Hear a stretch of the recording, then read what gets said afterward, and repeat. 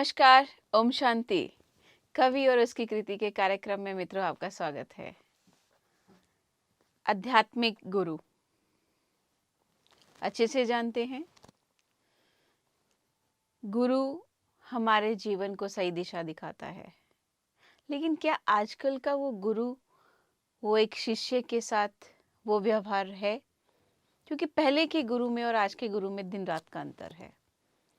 पहले के गुरु डांटते थे, डपटते थे, मारते थे और सही दिशा की ओर लेकर जाने के साथ साथ प्यार भी करते थे। आजकल के गुरुओं में सिर्फ 45 मिनट का एक पीरियड है, उसको अटेंड करना है, उसको समझना है और उसको समझा के फिर दोबारा जैसे ही बेल बजती है सेकंड पीरियड की ओर तरफ जाना है, सेकंड क्लास की तरफ जाना है। क्या गुरु की सीमा यहीं तक ही है या उससे आगे भी है? अगर कोई बच्चा बाहर खेलते हुए या गलत कार्य करते हुए पकड़ा भी जाता है गुरु से, तो वो गुरु उसको देखकर अनदेखा कर देता है। कहता है ये तो शिष्य सिर्फ स्कूल तक ही सीमित है, बाहर वो क्या कर रहा है उसकी जिम्मेवारी मेरी नहीं है। मैं कहती हूँ ये गलत है। गुरु का और शिष्य का जन्मों जन्म और अंत तक एक नाता होता है।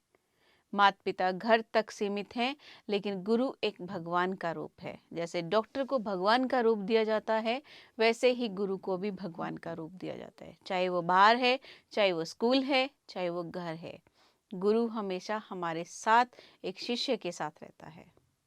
आध्यात्मिक गुरु कविता में यशपाल शर्मा जी की लिखी हुई चिराग में से ली गई है।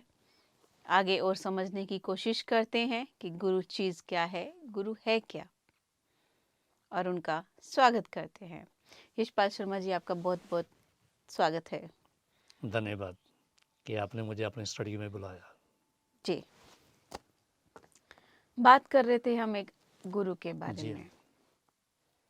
आध्यात्मिक गुरु जहाँ तक मैं समझती हूँ, जी वो एक शिक्षा के साथ साथ परमात्मा की तरफ भी लेके जाता है। जी हाँ।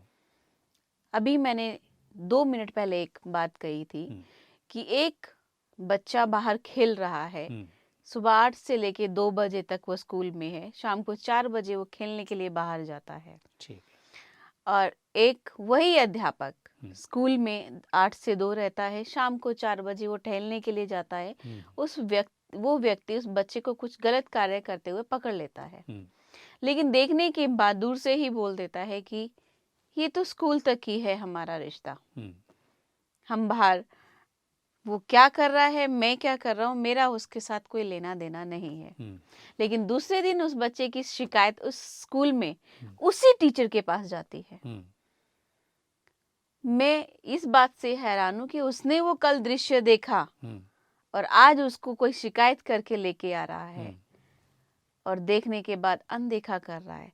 और स्कूल में भी उसको डांटने डपटने के बाद, उसको सुनने के बाद भी अनसुना कर दे रहा है।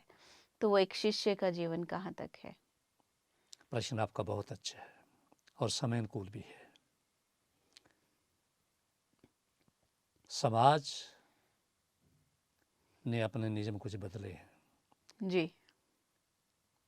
माँ बाप चाहते हैं कि हमारा बच्चा जिस अध्यापक के पास जा रहा है वो सिर्फ पढ़ने के लिए जा रहा है, उस अध्यापक को डांट डपने का कोई हक नहीं है। यहाँ तक मैं समझता हूँ अगर अध्यापक एक सफल अध्यापक है तो बच्चे उसका सम्मान करते हैं। ये मैंने अपने स्कूल में देखा। जी। जितने स्कूलों में मैं 37 साल में रहा हूँ, मेरे शिष्य कहीं आज भी मुझे मिलते हैं।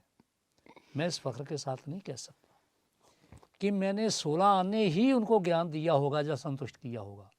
15 आने हो सकता है, 14 आने हो सकता है। कुछ जितना ज्ञान मेरे पास है, जितनी समझ मेरे पास है, जितनी शक्ति मेरे पास है, वो मैंने पूरी लगाई है। अध्यापक को भी पूरी लगानी चाहिए। अध्यापक अगर सही मैंने भी अपने फर्ज निभाता है, वो बच्चों का प्रिय हो जाता है। जी। कड़वी दवाई हर रोगी को पहले पहले अच्छी नहीं लगती है, किंतु बाद में वही कड़वी दवाई जब उसे आराम देती है तो वो कहता है कि डॉक्टर ने अच्छा किया, चलो चाहे कड़वी थी, आराम तो आया। जो कड़वा अध्यापक है, जो मेहनती अध्यापक है, ना तो वो खुद बैठता है और ना ना बच्चों को बच्चों को बैठने बैठने देता देता है। है। मेरे अध्यापक, जहाँ मैंने पहले मान्यता प्राप्त school, high school, Mahatma Gandhi memorial high school Gurdaspur में, वो मेरे पूजनीय मुख्य अध्यापक रहे हैं गुरदयाल सिंह सांबल जी। तो उन्होंने मुझे एक बात सिखाई। पहला स्कूल मैंने ज्वाइन किया, 22 साल की मेरी उम्र थी, गांव से निकला था, तो पेंडू छोकरा था। कहने लगे, पुत्र एक बात याद रखना, एक बच्चा भी अगर क्लास में आता है तो उसे उस दिन भी पढ़ाना है, क्योंकि उस पीरियड के भी पैसे आपको मिलने हैं, हराम का पैसा नहीं खाना। एक बच्चा आया है, पूरी क्लास आज नहीं है, या 4 आए हैं, 5 आए हैं, 40 की क्लास है, 10 आए हैं, बारिश है, कुछ भी है, कोई हालात ऐसे हैं कि बच्चे आ नहीं पाए, दूर दूर से बच्चे आते थे, तो हम उन्हें को लिखने का काम देते थे कि बेटा जी ऐसे लिखो, ये ऐसा लिखो, जो एप्लीकेशन लिखो, कुछ लिखो और मुझे बताओ। बच्चे एक एक लेके आते, हम उनकी करेक्शन के, बेटा इसे ऐसे नहीं ऐसे लिखना है। जी। यानी एक बच्चा भी अगर आता है तो हमारा ये एक फ़र्ज़ बन जाता है उस्ताद का कि वो बच्चे के ऊपर उसे कुछ ना कुछ उस पीरियड में पढ़ाए, ताकि घर जा कर के अगर उसे माँ पूछती है, जब बाप पूछता है, जब बड़ा भाई बहन पूछता है, क्या क्या पढ़, उस अध्यापक ने क्या पढ़ाया, तो तुम ये तो कह सको, बच्चा ये तो कह सके कि अध्यापक ने मुझे आज ये ऐसे दिया, ये मेरी गलती निकली, फिर लिखवाया, फिर गलतियाँ की, आज मेरी इसमें से करेक्शन हुई है। अध्यापक एक जिम्मेदार है। अध्यापक से ऊपर इसे गुरु कहा जाता है कि वो उसे अगली ज़िंदगी के लिए उसे तैयार करना है। और एक बात मैं और कहना चाहता हूँ, अध्यापक को सारी उम्र एक शिष्य बन के रहना होता है। अपनी पाठ्य पुस्तकों के साथ साथ वो दूसरी पर जो जनरल नॉलेज है उसके वो किताबें भी अपने साथ रखें। जिन्हीं के पाठ्य पुस्तकों तक ही रहेगा। अगर पाठ्य पुस्तक तक ही वो सीमित है तो बच्चों को बहुत बढ़िया नॉलेज नहीं दे सकता। स्कूल की लाइब्रेरी है, अपने घर में लाइब्रेरी बना के रखे। जैसे हम अपने घरों के बीच में कई चीज़ें खरीद करके लाते हैं, तो अध्यापक के लिए ज़रूरी है कि वो जनरल नॉलेज की किताबें अपनी लाइब्रेरी में रखे। महीने में 1 किताब या 2 किताब खरीदे। जैसे उसे आराम का टाइम मिलता है तो वो किताबें ज़रूर देखे, या स्कूल की लाइब्रेरी में बैठता है तो वो अपने कोर्स से संबंधित जिस लेसन के ऊपर उसने काम करना है वो उस तरह की भी किताबें वो लाइब्रेरी से निकाल करके पढ़े। बच्चों को बड़े से बड़ा नॉलेज दे। एक 6ठी का बच्चा है तो अध्यापक को कम से कम 10वीं तक का जो कोर्स है उसे वो नॉलेज होना चाहिए कि इस बच्चे के संबंध में अगर मैं हिंदी पढ़ा रहा हूँ, इंग्लिश पढ़ा रहा हूँ, तो इसे इस नॉलेज के साथ में आगे एक और नॉलेज दूँ मैं, उसे नॉलेज होगा तो वो बच्चों को नॉलेज देगा। अगर उसे खुद ही ज्ञान नहीं है, मानिए बात महाराणा प्रताप की आ रही है या कबीर साहब की आ रही है, या बाबा नानक की आ रही है, दशमेश जी की आ रही है, या रामदास जी की आ रही है, तो उसे उनकी जीवनी के बारे में पूरा पता होना चाहिए कि जी हमारे समाज के लिए क्या करके गए हैं। अगर वो खुद ही उसे पता नहीं राणा प्रताप क्या है, ना ही सुना है उसने, और लाइन को उसका व्याख्या करके आगे निकल जाता है, नहीं। एक टीचर की ड्यूटी बनती है कि जो जो शब्द जो जो उसमें आने वाला है उसके बारे में सब प्रसंग से तो उसकी व्याख्या होनी चाहिए। वो पीरियड के बीच में प्रसंग दे करके, कुछ लाइनें दे करके बच्चों को पढ़ाने से पहले बच्चों को तैयार किया जाता है। अगर हम बच्चों को मोटिवेट करते हैं, बच्चे का इंटरेस्ट बढ़ाते हैं, बच्चा पढ़ेगा। मुझे याद आया, हम 7वीं श्रेणी में थे तो हमारा एक अध्यापक आया हिंदी का। मुझे नहीं पता, मैंने कभी उनके बारे में आज तक कोई बुक नहीं देखी कि उनकी कोई वो लिखारी थे या नहीं थे, मुझे नहीं मालूम। तो वो पहले वो एक ऐसी भूमिका बांधते थे, चंद्रमा के बारे में पढ़ना है, मानिए कुछ चांद की कोई कविता आ रही है, तो पहले ऐसे उड़ान भरते बच्चों के बच्चों को ऐसे ऐसे चंद्र में है, ये है, वो है, नौ है, इस तरह के करते वो। तो बच्चों हमारा मानना होता है कि जी अध्यापक हमें जल्दी जल्दी ना ये पोएम पढ़ाएं, कुछ और सुनने को मिलेगा। और बच्चों को सबसे पहले उनके मन में एक शौक जगाना होता है। जी। बच्चे शौक से पढ़ें। और बच्चे दो चीज़ों से पढ़ते हैं, या इंसान जो भी बनता है वो दो चीज़ों से बनता है, या तो शौक हो और या डर हो। अध्यात्म में हम आते हैं, ईश्वर की तरफ हम चलते हैं कि मुझे ईश्वर मिले, तो एक डर होता है मन में, कईयों के एक शौक होता है कि मैं उस बाप को देखना चाहता हूँ जिसने सारी जो सृष्टि बनाई है, और वो कितना सुंदर होगा। तुलसीदास जी का मैंने अमृतल नगर का एक उपन्यास पढ़ा, मानस का हंस, वो हमें एमए में लगा था। तो वो कहते हैं कि जो तुलसीदास था ये एक ऐसे नक्षत्र में पैदा हुआ, गंडमूल में पैदा हुआ। तो ज्योतिषियों ने जब उसे बताया तो ये माँ बाप को कहा कि ये लड़का आपके लिए गंडमूल में जन्म है, ये आपको बहुत नुकसान करेगा, इसको कहीं छोड़ आइए। तो बच्चों को त्यागा गया, किसी गुरु के पास आया। तो कहते हैं उस उपन्यास में था कि तुलसी लगाई हुई थी, तो तुलसी को गुरु जी ने कहा, जहाँ उसको रखा गया पढ़ने के लिए, उसने कहा जाओ तुलसी को पानी दे के आओ। पानी देगा तो वो एक जो उसका भी नामकरण कोई और होगा। तो जो पता था तुलसी के 2-3 पत्ते उसके सिर के ऊपर गिरे। तो गुरु ने कहा भाई आज से तुम्हारा नाम तुलसीदास होगा। तो उसका नाम तुलसीदास बन गया। फिर वो एक दिन ऐसा उसमें उपन्यास में मानस के हंस में लिखा था कि बच्चा एक राजा था, तो राजे के बाग में चला जाता है, तो देखता है कि बहुत अच्छे फूल हैं, कमल के फूल हैं, दूसरे फूल हैं। तो वो सारे फूलों को देखता है और राम के बारे में वो एक विचार करता है कि राम कितना सुंदर होगा, राम कितना प्रिय होगा। तो कहते हैं कि उसने कुछ फूल तोड़े अच्छे अच्छे, सबको मिला कर के रखा। कहने लगा जितने ये फूल अच्छे हैं एक साथ इनकी सुंदरता मिला दी जाए तो मेरे राम भगवान इतने अच्छे होंगे, इतने सुंदर होंगे। सो ये एक भाव है, ये टीचर की एक ड्यूटी बनती है कि बच्चों के मन में एक अच्छे विचार संस्कार पैदा करे कि कल को बेटा तुमने कुछ बनना है, जो बनना है वो बता दो। मैं अपने बाप की बात करता हूँ। हमारे गांव में अनपढ़ लोग थे, मेरे माँ बाप ही अनपढ़ थे। तो गांव का माहौल था उस समय, खेती बाड़ी का ज़्यादा काम था, बच्चों की तरफ ज़्यादा ध्यान नहीं दिया जाता था। तो मेरे माँ बाप का एक विचार था कि इस बच्चे को हम पढ़ाना चाहते हैं। तो एक दिन मैं जैसे 8वीं पास की 9वीं में हुआ, तो मैं एक दिन हमारे घर के दरवाजे के सामने ही पीपल का पेड़, वहाँ बैठे हैं। तो कुछ लोग 5-7 में बैठे हैं, वो ताश खेल रहे हैं। मैंने भी ताश के पत्ते पकड़ लिए, तो मैं भी खेल रहा हूँ। जब मेरी वो सर बन गई, अल्लाह भी मेरी सर बन गई। पिता पीछे खड़े हैं, वो गंभीर वृत्ति के थे। मुझे कहने लगे बेटा सर तो एक ही बनेगी, चाहे पढ़ाई की बना लो चाहे ताश की बना लो। कविता जी मैंने वो ताश वहाँ रखी और कसम खाई कि ज़िंदगी में मैं कभी भी ताश को हाथ नहीं लगाऊंगा। वो एक अच्छी बात थी। तंबाकू मैंने कभी नहीं पिया, सिगरेट मैंने कभी नहीं पी, शराब मैंने कभी नहीं, मांस मैंने कभी नहीं खाया।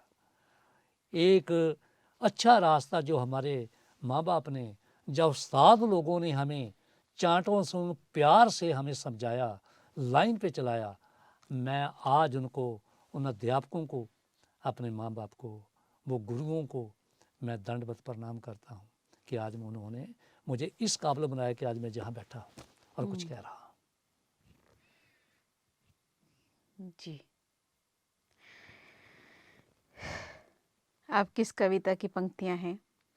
कटीली बेल है जग सारा, मर्शिद नाम जीव आधार, मुक्ति को है युक्ति बताते, करते जीवन का बेड़ा पार। यह मार्गदर्शक जीवन के नीति के इनके जन कल्याण वाणी से अमृत बरसाए। जो सुने धन्य वंचित शैतान, गुरु बिना ना बंधन मुक्ति पूर्ण सत करो पहचान। गुरु वंदना की राम ने, वरिष्ठ हुए गुरु राज राम। गुरु जीवन की मर्यादा, गुरु नाम है महान विमान। है मंगल मूर्ति ब्रह्म गुरु, जो पहुँचाते सच धाम। वशिष्ठ, विश्वामित्र, द्रोण, व्यास, जनक, सुखदेव हुए गौतम, महावीर, मोहम्मद, यूसी, रामानंद, कबीर हुए रैदास, शंकराचार्य, महाप्रभु, नानक, दशमेव प्रभु दीवाने। जिनका जीवन जन हिंद हेतु, जन जन का जिनकी महिमा जाने। राम मिलन को बतलाते, गुरु सुगम सरल है राह। गुरु कृपा से एक दिवस, मानव जाता हरि पा। हाड़ मास की काया में, शक्ति से ज्यों दिखाए।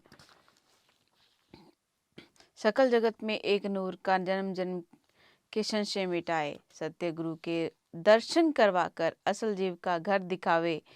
मिले जीव को परम पिता, प्रेम निरस नैन आवे। लाली चढ़ती दुनी खून पर, अखंड ज्योति जब दर्शावे। जी न भरता देख छवि, वह धन्य धनु गुरु महिमा पावे। जन्म मरण से संत छुड़ावे, यम मार से छूटे जान। एक टेक गुरु चरण कमल, दया शांति ओ सुखधाम। समय समय गुरु संत न आते, न रहता मर्यादा में इंसान। ज्ञान विचार संतोष न आता, मानव रहता बना शैतान। कोटि प्राण भगत संतों को, यह ज्ञान विचार अगार। करे नाश अज्ञान तमिर, बन मंगलमय जीत चिराग। आपने बहुत से गुरुओं के नाम बोले हैं। विशिष्ट महाराज का नाम बोला है, विश्वामित्र का, द्रोण का, रैदास जी का बोला, कबीर जी का बोला, चैतन्य महाप्रभु का बोला। तो जी आपने समाज को सुधारने के काम भी इन लोगों ने बहुत ज़्यादा किए हैं। बाबा नानक ने किए।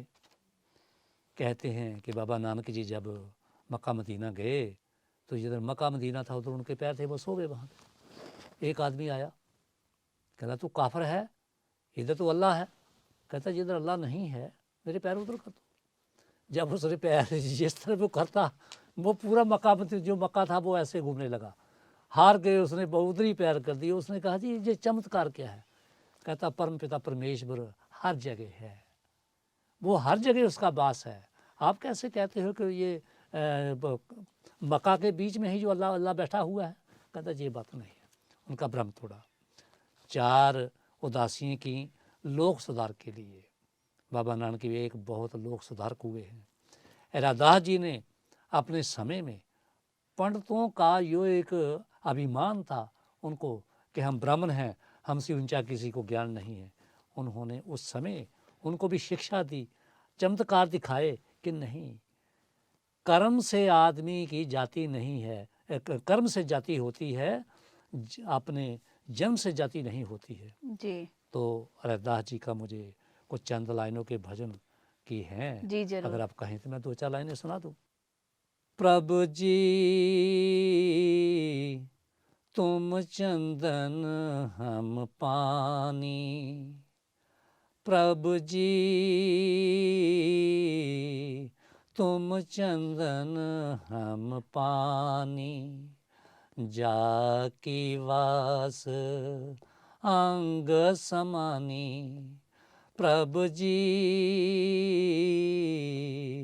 तुम चंदन हम पानी, प्रभु जी तुम जंगल हम मोरा, प्रभु जी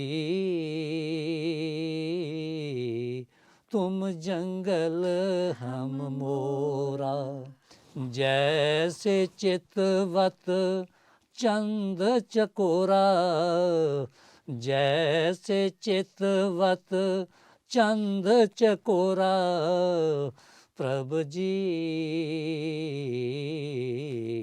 तुम चंदन हम पानी, जाकी वास अंग समानी, प्रभु जी तुम चंदन हम पानी, बहुत अच्छे। प्रभु जी तुम मोती हम धागा, प्रभु जी तुम मोती हम धागा, हरि चरण में मन मेरा लागा, हरि चरण में मन मेरा लागा, प्रभु जी तुम चंदन हम पानी, जाकी वास अंग समानी, प्रभु जी तुम चंदन हम पानी, प्रभु जी तुम दीपक हम बाती, हाँ तुम दीपक हम बाती, जाकी लो है जाकी लो जगे दिन राती, जाकी लो जगे दिन राती, प्रभु जी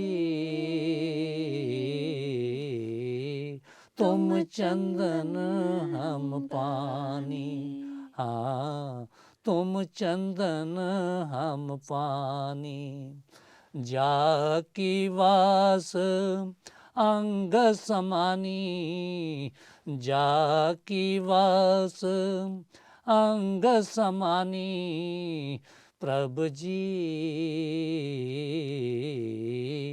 तुम चंदन हम पानी, तुम चंदन हम पानी। बहुत खूब। कविताओं के साथ साथ गीत की प्रस्तुति कैसा लगा? बहुत अच्छा। इसमें एक बात मैं एक गुरु के लिए कहना चाह रही थी। जी हाँ, अगर गुरु जी हमें प्रेम से परमात्मा की तरफ लेके जाता है जी तो उसका क्या साधन है? जैसे आप एक गुरु हैं, जी हाँ, आप हमें परमात्मा की तरफ ले जाना चाहते हैं। माना मैं शिष्य हूँ आपका, जी हाँ। आप किस तरह से लेके जाएंगे? क्या वो साधन है जो मुझे एक परमात्मा की प्राप्ति हो? पहली बात, आदमी अपनी जीभा के ऊपर कंट्रोल करे, पहले हम्म।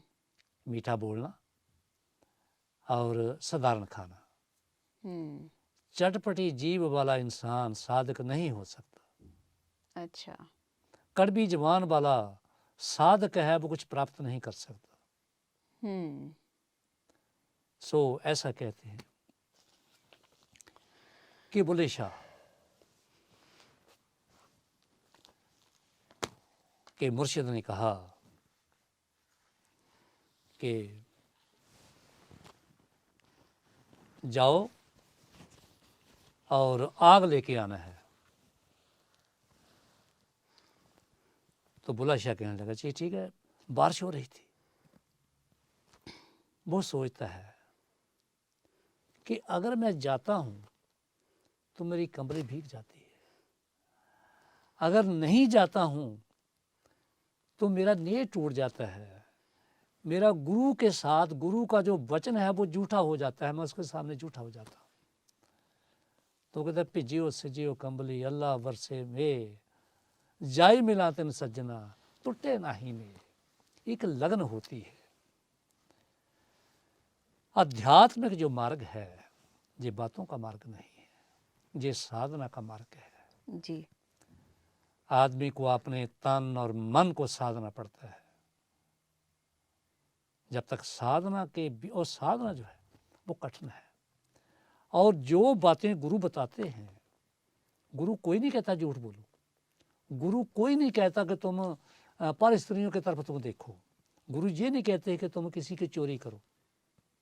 हमारे शास्त्र में यम और नियम बनाए गए हैं, वो 8 हैं और अंत में जो है वो समाधि है।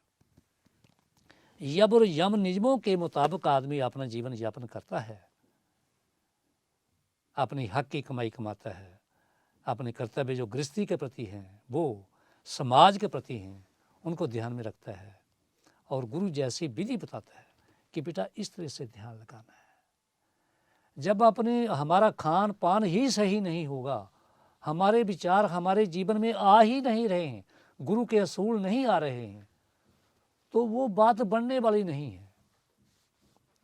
ये एक स्टेजें हैं। एक और स्टेज आती है कि अपने जीवन में जो गुरु शिक्षा दे रहा है उसको अमल में लाए और ब्रह्म बेला में उसका ध्यान जो होता है ब्रह्म बेला में करिए, शाम को होता है, किंतु बीच का जो समय है वो अपने गृहस्थी के कामों के लिए होता है कि जो कमा के लाएंगे, कुछ खाना है, कपड़ा चाहिए, बच्चों को चाहिए, उनका पालना पोषण है, अपने कर्तव्य के साथ थोड़ा थोड़ा समय भी निकालें।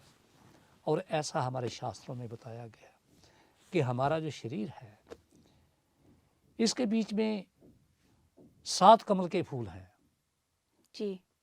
मूलाधार, स्वादिष्ठान। मूलाधार जो जहाँ पे हमारी रीढ़ की हड्डी खत्म होती है उसे मूलाधार है।